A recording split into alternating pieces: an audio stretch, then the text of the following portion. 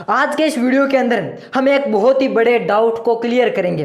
Doubt ये है कि क्या भगवान भी हम इंसानों की तरह है, अमीरी गरीबी ऊंच नीच इनको देखकर भेदभाव करते हैं? क्या भगवान भी ये करते हैं कि ये अमीर है, ये ऊंची कास्ट का है, इसके ऊपर ज्यादा ध्यान दिया जाएगा, और ये गरीब है, ये नीची कास्ट का है, इसके ऊपर कुछ भी ध्यान नहीं दिया जाएगा, इसके ऊपर 0% ध्यान दिया जाएगा? क्या भगवान भी ऐसा करते हैं? तो गीता का 9वां अध्याय है जिसका नाम है राज विद्या राजगुह्य योग। उसके अंदर भगवान श्री कृष्ण एक बात कहते हैं कि मेरे लिए कोई भी इंसान इस धरती के ऊपर, चाहे कोई भी इंसान हो, चाहे कोई भी प्राणी हो, चाहे कोई भी सजीव हो निर्जीव हो, कुछ भी हो, चाहे जानवर ही क्यों ना हो, मेरे लिए कोई भी द्वेष्य नहीं है। मैं किसी भी प्राणी से द्वेष नहीं रखता हूं, चाहे वो अमीर हो, चाहे वो गरीब हो, चाहे वो ऊंची जाति में हो, चाहे वो नीची जाति में हो। और एक बात मैं आपकी क्लियर कर दूं कि भगवान ने सभी को नंगा पैदा किया है। भगवान किसी में भेदभाव नहीं करते हैं, और ना ही भगवान ने किसी को जाति का ठप्पा देकर भेजा है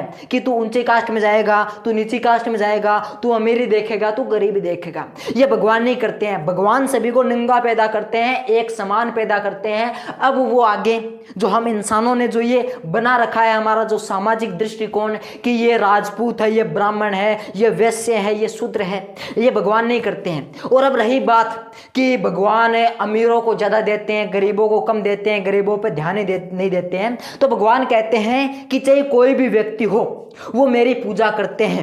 अब यहां पर पूजा का मतलब है कि वो अपने कर्मों को सही ढंग से करते हैं ना, तो वो व्यक्ति चाहे कितना भी बड़ा दुराचारी क्यों ना हो, उस व्यक्ति के साथ मैं हमेशा रहता हूं। बस शर्त इतनी है कि उस व्यक्ति को अपने कर्म क्षेत्र में निरंतर प्रगतिशील रहना पड़ेगा, उसको अपने कर्मों को करना पड़ेगा। फिर चाहे वो अमीर हो, गरीब हो, ऊंची जाति में हो, नीची जाति में हो, चाहे वो कितना भी पाप क्यों ना करता हो, लेकिन यदि वो अपने कर्मों को सही ढंग से करता है, अपने लाइफ को सही ढंग से जीता है, तो मैं उसके साथ हूं, मैं उसके साथ हमेशा हूं। और यहां पर भगवान श्री कृष्ण एक एग्जांपल देते हैं कि इस धरती के ऊपर एक मतलब योनि होती है जिसको पाप योनि कहते हैं। पाप योनि का मतलब होता है कि उस योनि में जन्म लेने वाला व्यक्ति हमेशा दुख ही दुख झेलता है। तो उस योनि के अंदर, पाप योनि के अंदर आते हैं स्त्रियां, वैश्य, शूद्र। अब ये क्यों आते हैं? क्योंकि स्त्रियां, वैश्य और शूद्र हम इंसानों के अंदर जन्म लेकर ये जन्म से दुख झेलते हैं, इनको जन्म से दुख ही दुख मिलता है। लेकिन यदि स्त्रियां,